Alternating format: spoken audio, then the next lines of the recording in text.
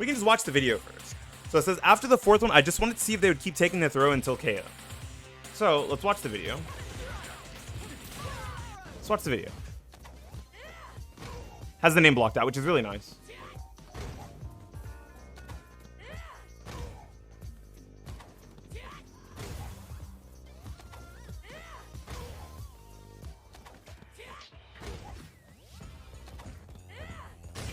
Damn, that sucks.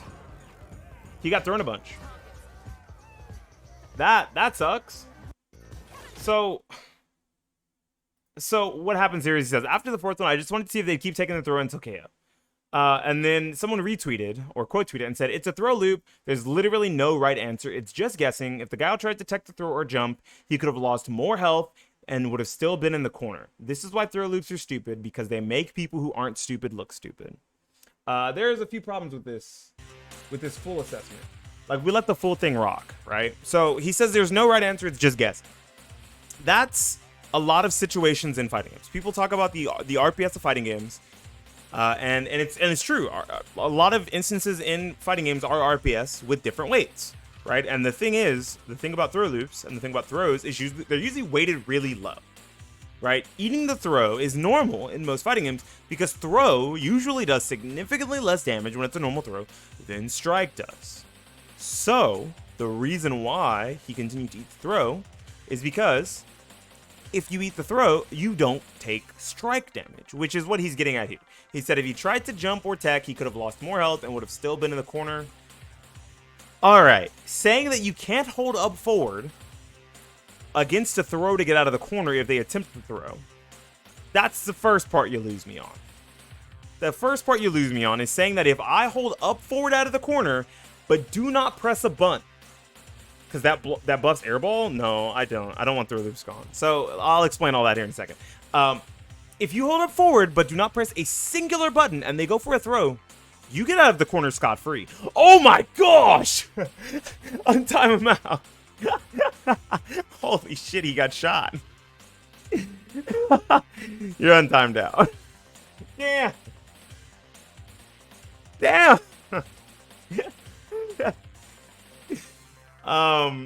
You get out of this corner scot-free. If you try to jump, neutral jump and press a button, sure, maybe you can get anti-aired on the way down with something like Kami back medium punch, right? And a lot of characters will be able to anti-air you there for trying to neutral jump and get out of the corner. But if you try to forward jump and get out of the corner without pressing a single button, most of the time, you're out of the corner.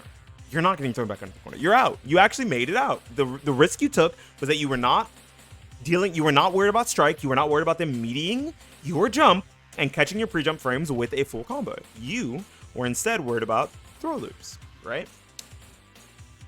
That's why throw loops are stupid. Throw loops are stupid. I can't disagree with that one. Throw loops are a little much. I don't think anyone really likes throw loops, right? Because they make people who aren't stupid look stupid. I think there's a lot of things in fighting games that make people who aren't stupid look stupid. The same way people who don't always respond with an anti-air look stupid for not anti-airing something, right?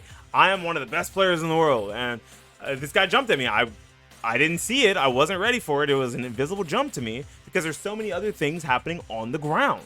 So I missed an anti-air. Do I look stupid for that? Yes.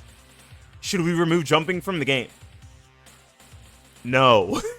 No, that's a really shitty take. This is an awful take. Because I think what people forget, do you think throw loops need to make corner feel as stupid as it does? I think throw loops in the corner is fine. I think mid-screen throw loops is an issue. If your character gets a mid-screen throw loop, yes, it's really dumb. But if you're getting throw loops in the corner is a very scary place to be in Street Fighter 6. But there's a lot of really good options in the corner. Neutral jump beats throws. A lot of throws, like if you just do neutral jump, threatening DI alone isn't enough. Yeah, that's why you need the threat of throw loop, right? I don't think throw loop is inherently the worst thing in the world by itself. I think mixed with other things, it does get very obnoxious, but that's all part of the layers of the video game, right? So if the only thing you had to worry about there was strike throw and strike bring, yeah, I know. I'm glad you're agreeing with me. If the only thing that mattered there was strike throw and there was no throw loop, and the throw reset you to neutral, holding up would be dumb, right? You would never hold up. You'd be like, screw it. Yeah, I'm not going to hold up because if he throws me, at least I'm reset to neutral. If I just block and he does a meaty to me and he tries to mix me off the meaty, at least I have a second chance. And what people don't realize is with that layer, they're completely neglecting the fact that if that is how the the corner interaction would resolve, most people being more scared of strike than throw, then everyone would just start, or everyone being prepared for strike and less worried about throw, more people would just start perfect parrying on wake up. I would just perfect parry your meaty. And if I perfect parry your meaty, I get a fat punish, I get a bunch of screen positioning, and I'm out of the corner. Or I just back throw you into a corner and reset the situation on you and make you guess, right? I think Street Fighter 6 has a very finely tuned system, and people are very worried about trying to change things about it already. Making neutral drive rush cost more meter, making drive rush off a button costs 4 bars, making DI costs 2, making drive reversal costs 1, like all these crazy theories that people want for the game, and I want them to think about the balance of the system. You drive rush at me for 3 bars off a button, you press a button on my block, and I drive reversal you off. You spent 3, I spent 2. That looks fair. You change that to 4 and 1, you're nuts. That means that if I drive reversal, if you ever touch me ever, and you spent any meter, I'm drive reversaling you, because guess what? Every option you guys want to cost way too much meter. You guys want drive rush from neutral to be 2 bars. You want drive reversal to be 1 bar. You want all of the offensive things to be super taxing, and it makes for a really poor gameplay experience. If the only thing that mattered here was strike throw, and there was no throw loop, this situation would be very easily answered, almost always, by at least attempting a reversal out at least once. Why this guy didn't do it at least once, just to check the opponent, is beyond me, because, I mean, you're mastering, bro. You got to have some balls. Just try the reversal one time. For the one time, you know? But the fear of strike doing so much more damage than the throw is why people want to eat the throw. And throw loops in the corner are a necessary evil, unfortunately, if you worry about parry. Gotta cause drive DR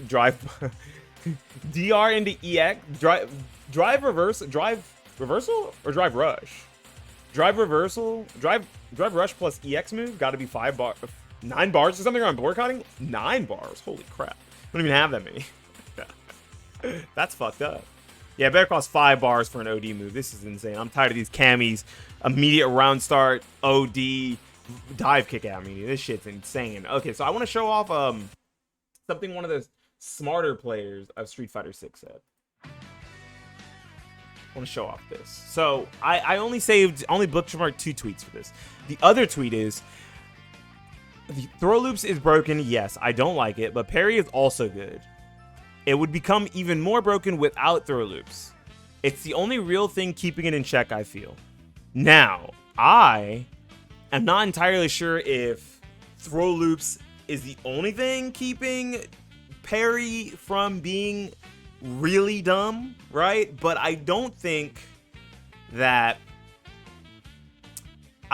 he's mostly right. I think that it's a good check. It's a really strong check to drive parry. Like, perfect parry is insanely strong, because if you know people are just trying to meaty you, if it's the most common option, you just drive parry them off you for free. Like, you parry jump-ins, because most jump-ins are the same timing. If you're trying to do really deep jump-ins, you parry meaties, usually going to be the same timing because it's a meaty. It's as you're waking up. If you know your own wake-up timing and so does your opponent, you can almost always, once you figure out the system of the game, get, you know, a perfect parry on wake-up. Things like that are obnoxious. I think during some of my matches, I called that out. I was like, wow, dude, this guy just, like, no thought at all is drive parry my wake-ups, like all of my meaty options. So I just started doing drive rush throw at him. All right, I think there's a few people in here that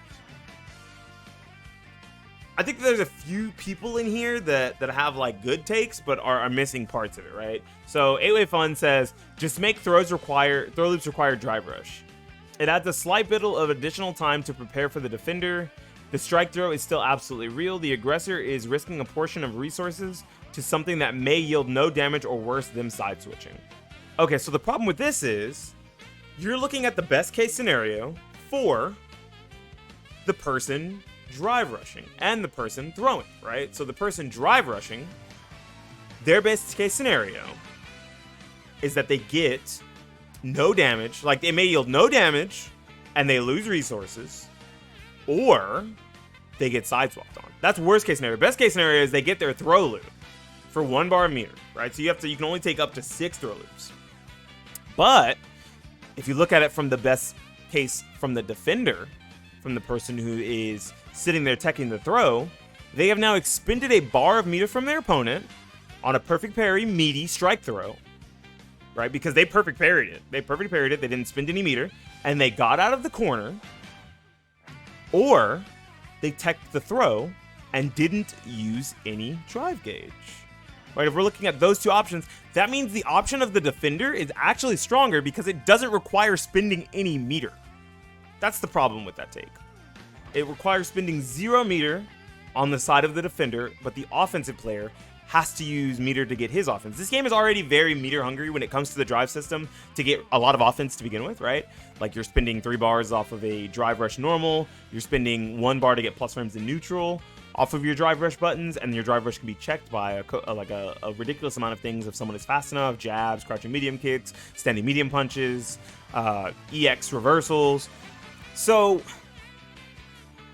I think the real problem is that the game is so fresh and new that a lot of people don't understand just how strong all of the mechanics are together. So because we don't understand the full strength of parry, we're complaining about throw loops.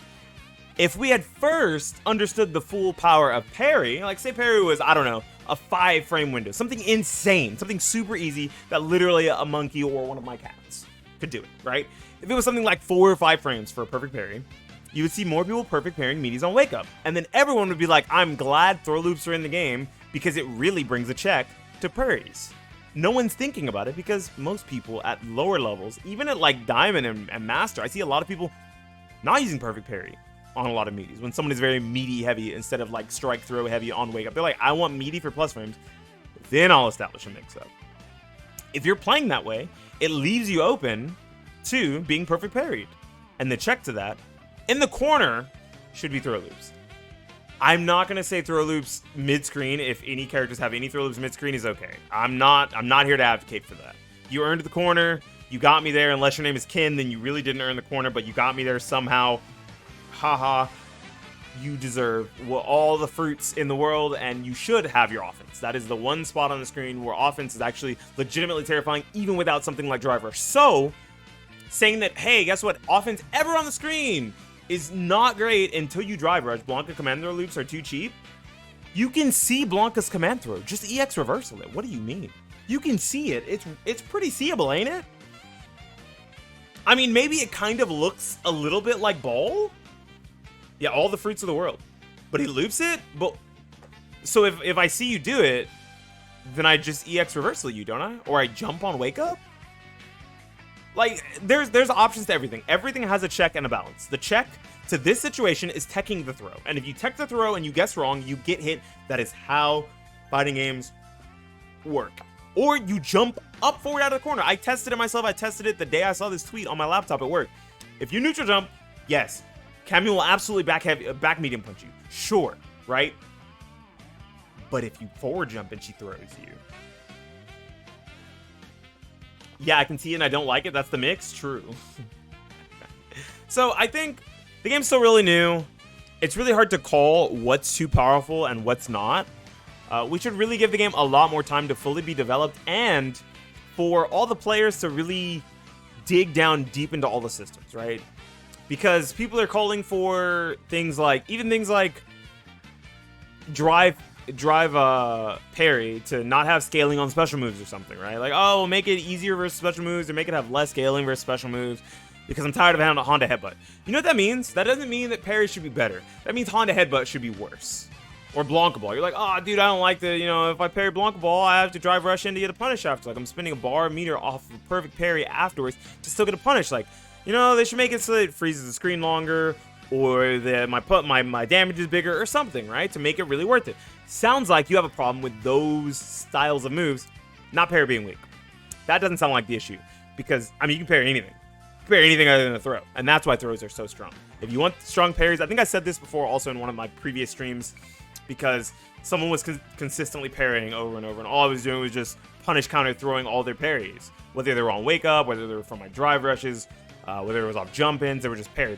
So I just started doing slight delay throw, right? And the reason why I said if you want strong parries, you get strong throws, and vice versa, is because I do think the parries are extremely strong. I don't think parries are weak at all. You're not always looking at it from the damage aspect, you're looking at it from the positioning aspect and a way to invalidate certain styles of offense. And that's exactly what parries can do extremely well in this game. Just like DI can invalidate certain types of offense, right? DI can invalidate all of the really big windy buttons that don't have armor breaking properties from Marissa, from Ken, from Honda, from JP, right? From DJ. Any of these characters who have like big windy options that don't have drive rush cancelable places. I'm sorry, drive impact cancelable places back. You get cooked, and that adds another layer in the mental stack, and it makes the game harder to flowchart in, right? And I think same thing with throw loops. It makes the game harder to flowchart in. I think throw loops are actually like an anti-flowchart tool, because if I think you're going to keep throwing me, I could reversal you. And if I think that you're going to meaty me, then I could parry you, right? So like now I'm like, okay, well there's this like layered offense where like I have to choose between jump out on your offense, reversal on your offense, which covers more options, tech throw on offense, or block. Like there's so many things to do in the corner. And DI isn't strong enough by itself to make all of those options invalidated, right? Anyways, just me talking about another bad take, because this game is young, and people will have bad takes when a game is young. People have bad takes when a game is old. Do I think throw loops are strong? Yes. Do I think throw loops need to be removed from the game entirely, especially in the corner? No. Do I think meterless throw loops should exist? Yes. At least in the way the game functions now. What do you guys think about throw loops? How do you guys feel about the drive parry system? The drive system in general, and how much it adds to Street Fighter 6's layers when it comes to offense and defense? Leave a comment down below about it. Subscribe to the channel. Like the video if you liked the talk segment. Sorry, it's been a while since I've uploaded a YouTube video. I'm kind of lazy. I've just been grinding Street Fighter 6. We made it to Diamond Rank. Let's go! This has been Beanie Thuggish for the YouTube, signing out and saying peace.